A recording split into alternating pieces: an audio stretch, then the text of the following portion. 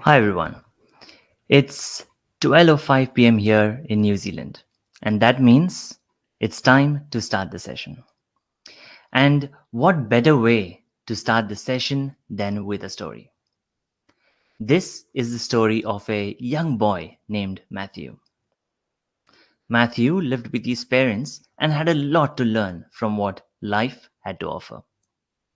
One day, Matthew's parents thought it would be a great idea to give their son a fine dining experience, as until that point, Matthew only ate in the comfort of his home or local outlets. Their idea worked wonders. Fast forward a few decades, Matthew was now happily married with a lovely daughter named Kara. Matthew discussed with his wife that it would be a great idea for Kara to experience fine dining just like the way he did when he was younger. They agreed and soon made the outing. Since Matthew himself doesn't fine dine often, he was feeling a little bit out of place. That, with the added pressure of giving Kara an experience that she will hopefully cherish and also learn from, left him with a feeling of not knowing what to really do. That's when he tried to recall his experience as a young kid in a restaurant and how his parents efficiently managed the situation. He asked himself, what would they do? That was the turning point. Matthew now had a blueprint of what was expected of him. Suddenly, he was comfortable being in an unfamiliar place. At the end of the evening, Kara had a good time dining at the restaurant and also learned a lot of new etiquette. Now, let's bring the story closer to home. Just like Matthew, haven't we all been in situations where we didn't have a frame of reference? Yet, haven't we all wanted to do our very best in these situations? Now, how many of us have asked this question before? What would they do? So, how does this work? Let me summarize this framework for you. Step number one is finding a needle in a haystack. Take your time to find a suitable role model. Ask yourself what traits are you looking for in your role model and what you'd want to learn from them. Now, this is a crucial step, so you must take your time with this. Step number two is to observe, absorb, and learn. Once you have found someone you can look up to, try and observe how they work.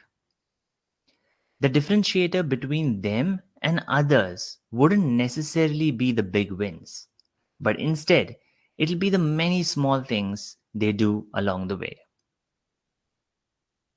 If you work closely with them, that's great.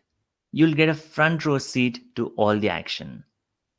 If not, ask them if they'd be open to mentoring you or even letting you shadow them every now and then. You'll be amazed by how many doors can be opened by just asking. Step number three, time to level up. With all that knowledge in hand, it's now time to put it to use. Next time you're in an unfamiliar situation, ask yourself this question: what would they do? This will help you see things from a different perspective. If you're afraid of doing the right thing when the situation is unfavorable, maybe approaching it the way your role model would might give you the courage of doing the right thing no matter what.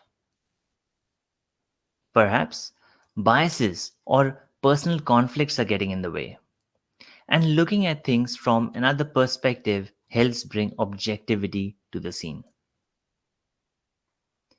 Maybe producing an artifact to a certain benchmark was good enough for you in the past. But you know, your role model would go the extra mile in this instance and deliver something even better, resulting in you reaching for the stars. By aiming for a higher benchmark, you'll slowly see yourself level up in the process. And step number 4, take your training wheels off and see yourself grow. Once you're comfortable at this new baseline, take off the training wheels. From this point onward, you might not need to ask yourself this question because you'll already be ready to function at a higher level. For a while, you might stumble a bit, and that's natural. But very soon, you'll be absolutely comfortable on your own. Think about the time you learned how to ride a bicycle. Once the training wheels were taken off, you might have wobbled and may have even fallen down a couple of times. However, eventually you would have been able to find that balance and ride the bicycle perfectly fine. Do not forget to reflect back regularly to see your progress, the situations you have handled by yourself that you're proud of, and just appreciate the incredible efforts you have put in. Also, this isn't a one off process. You can repeat the steps in this framework anytime you're in a new role, at any point in your career, or when you find yourself in an unfamiliar situation. Perhaps one day you might be a role model for someone else. Okay, so let's conclude this session with a quick recap. Step number 1 was finding a needle in a haystack, i.e., finding a role model. Step number 2 was to observe, absorb, and learn. Step number 3 was to level up. Time to level up. Ask yourself the question, what would they do? And finally, step number 4 is to take your training wheels off and see yourself grow. That's it for this session, everyone. I'm Clyde D'Souza. Thanks for listening. Q&A will now be open for the remainder of the session, so feel free to post your questions in this chat. In the meantime, I have created a Miro template that captures the gist of this session and can also be used as your personal workbook. I'll try and paste the link to this in this chat, but will also post it on Twitter. Thank you.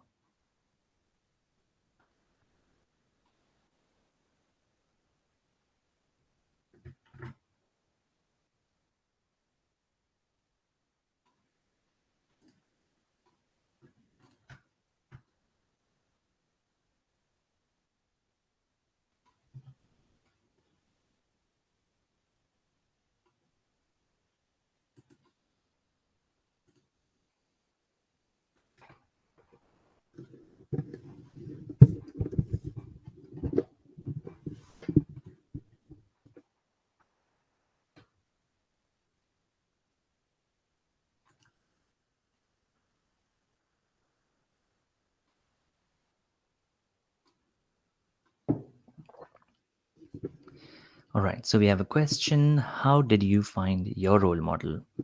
I've previously found my role model because I was working with that person pretty close. And so I've actually followed this framework quite organically without actually calling it a framework. And then obviously once it worked, I sort of theorized it. I created the steps so that it is, so that I can publish this and I can, help others with this framework as well. But yeah, the my previous role model, I've actually found he was working with me in the previous company.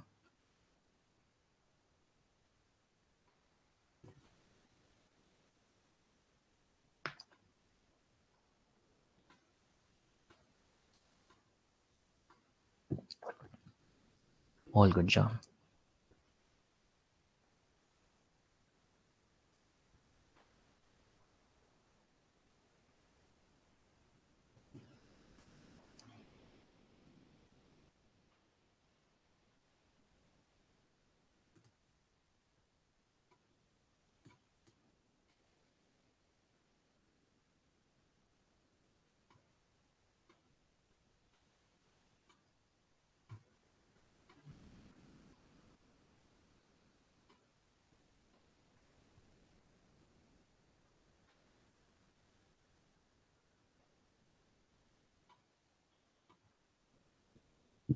All right, feel free to post any questions. I'll be sticking around for a few more minutes, and happy to answer any questions.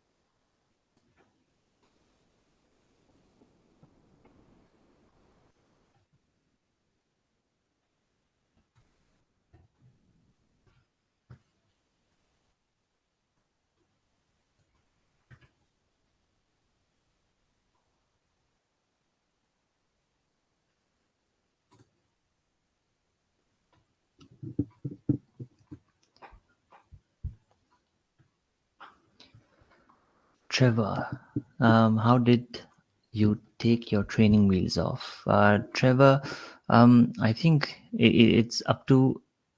I think that's quite subjective. It's when you feel that you're ready. I think that's pretty much the time. Uh, you can take your training wheels off. Um, what I found myself is that when I switched jobs, I think that forced me to take the training wheels off, because in the previous instance, I actually was going through the whole exercise of like what would they do, and then once I switched the job, I was comfortable in the new place. I was like, yeah, I think this is a good time to say, let me stop asking myself this question. I think I've leveled up to a certain degree, and I think it is time to take the training wheels off. So I think there's no fixed time limit. I can't say that there's like there's a year or 2 years for everybody it'll apply. I think it's quite subjective, but for me, yeah, I think once I felt I was comfortable in the new place, I just decided to take the training wheels off. Terry, yes, I did already present the session, but I think you can catch the recording of this. I think the content was pretty short, about 7 to 9 minutes, which we covered and wrapped up by 12:15, I think. Um, but I think you should be able to access the recording for this session and every other session in Medium Day.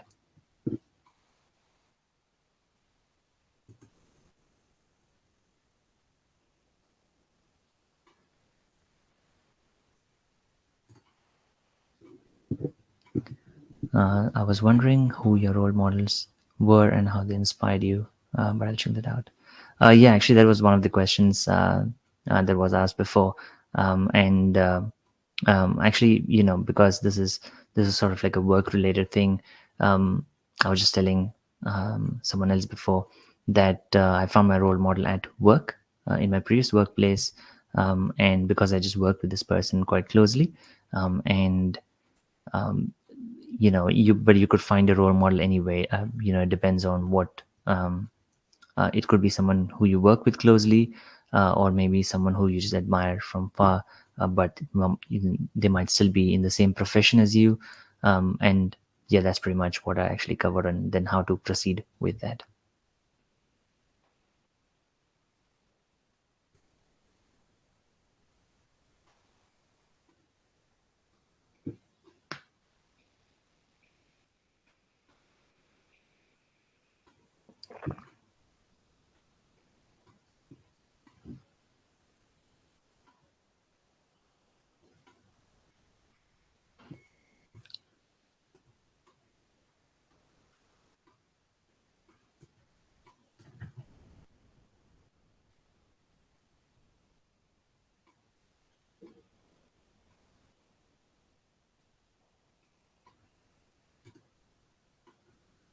Oh, that's an interesting question. Do you think it's more important to work at an inspiring job or work with inspiring people?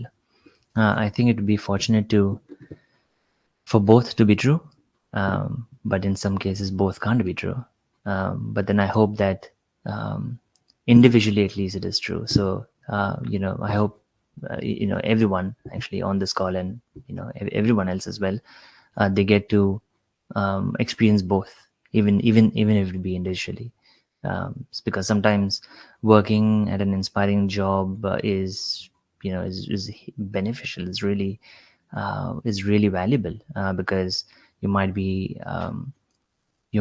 at your point in career where you do want to level up, you do want to learn something new, you do want to excel in some place, and that's maybe that time, working at an inspiring job might be the right fit for you. Or maybe sometimes working with inspiring people might be right for you. So I think it is again very subjective, and it depends on what you're looking for at that stage of your career, stage of your life. Maybe you might have some different priorities in life that might not even be work related, and depending on that, your answer to this might change. So I think it is subjective, and it is what's really best suited for you, but suited for you at that point of time.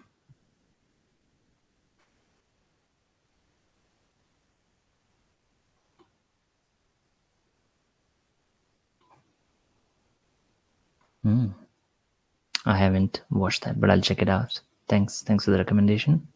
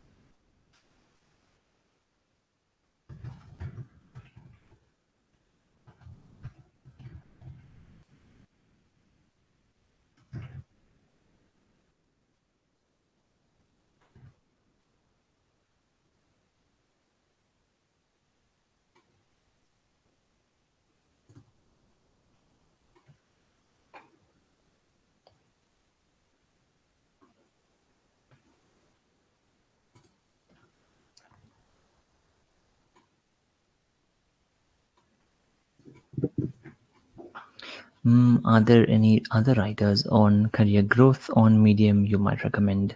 Um, I None comes to mind at the moment, but yeah, I mean that's I might have to go through some of the saved items that I have on my profile, and actually recommend that for you. But someone that comes to my mind at the moment, oh, there's actually too many. But maybe I'll follow up that I'll follow up to that question sometime in the future.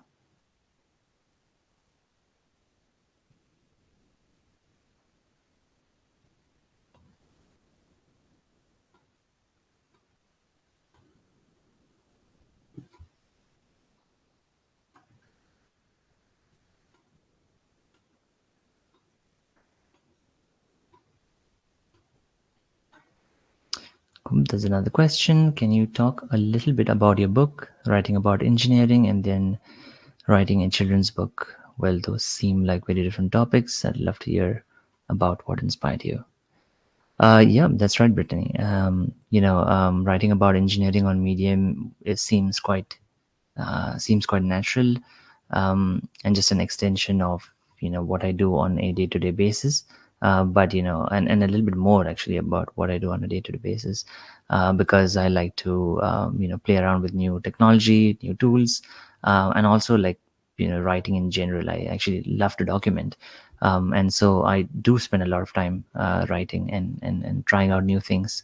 So I think writing an engineering guide an article actually seems very natural to me.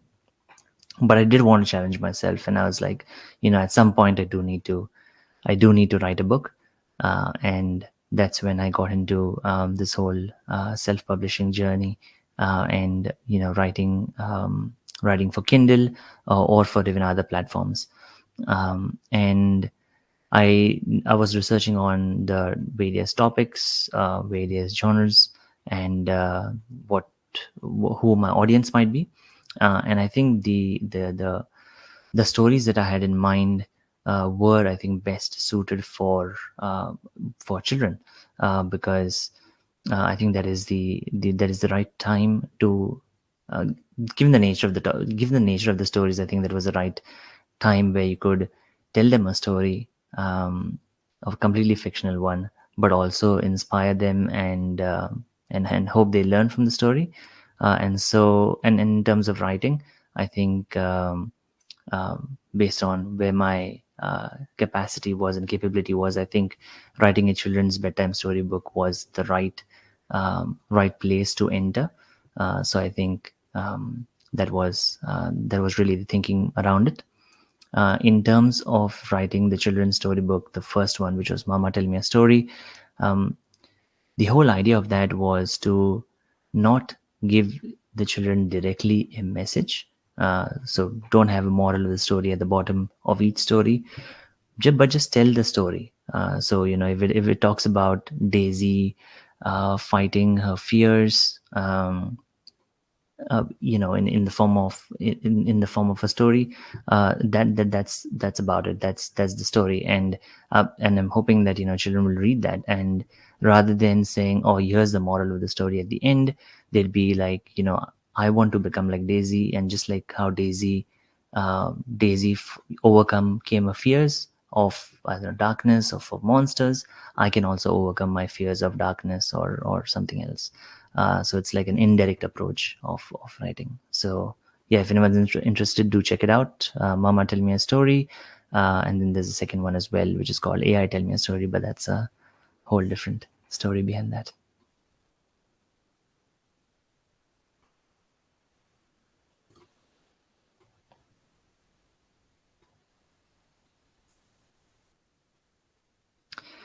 Awesome. It looks like we are over time by 1 minute, which means, yeah, thanks for attending, everybody. I think I've dropped a few links before, um, to the Medium profile, to the Miro board, which you can use as your personal workbook, and of course the recording for this session will also be available later. So if you have joined in late, feel free to check out the recording. And of course, if you need a recap, you have the recording as well. So thank you so much for attending. I'll just drop a couple of more notes and links in the chat. Thank you, everybody. Awesome. Thank you so much. Have a lovely night, a lovely evening, wherever you are in the world, and have a lovely weekend as well. Awesome. Thank you so much, everyone. See ya.